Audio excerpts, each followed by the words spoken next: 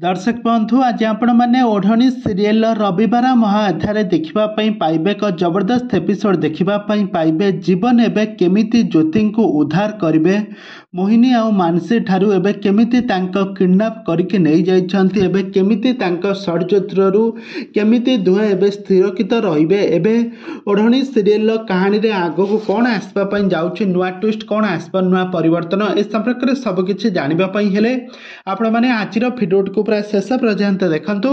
आ पूर्व जदि आपण मैंने आम चैनल को सब्सक्राइब करना ताहले सब्सक्राइब कर पाखर बेल आइकन को दबाई दिंतु। दर्शक बंधु आज रविवार महाअध्याय ओढ़णी सीरियल देखापी पाइबे एक जबरदस्त एपिसोड देखापी पाइबे।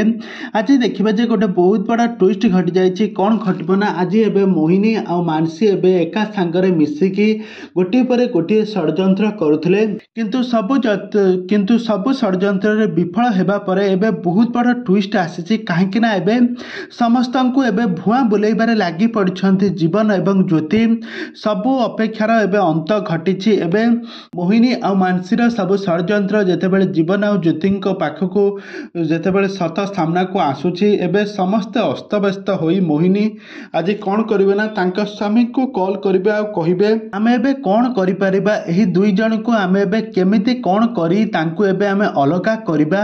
किंतु तांका स्वामी गोटे बहुत बड़ षड्यंत्र प्लानिंग कहिबे कि तमे घरर अलिया बढ़ीगले ताकू घरर अलिया को बाहर कर दिया जाए आ किंतु घरे रखा जाए नहीं। ठीक सही प्लान रे तांकर आज प्लान करिवे। आज जेतेबेले जीवन का पाखरे ज्योति जेतेबेले सोइबा पई जाउतबा समय ठीक एतिकी बेले गोटे बहुत बड़ षड्यंत्र करिवे मानसी और मोहिनी। आज कौन करिवे ना मोहिनी जाई ज्योति बेडरूम पछपटे बेड पछपटे लुचि जिबे आ मानसी एपटे बाहर थे जितेबाला ज्योति बेडरूम भीतर को पशिबे कौन करेंगे ना ज्योति नजर पड़ज मोहिनी उपर से चिलेबा जाउथबा समय गोटे निशा इंजेक्शन देदेवे आ रुमाल रे किछि विषाक्त ये लगाई लिक्विड लगाई ज्योति को मुहरे सुंगाई देवे। ज्योति बेहोश हो मानसी आ ज्योति ताकू धरिके संगे संगे बाहर को नहीं आसबे तापर सेपटे जीवन तो पूरा गंगड़ निदर शोइथिबो। तेबे दर्शक बंधु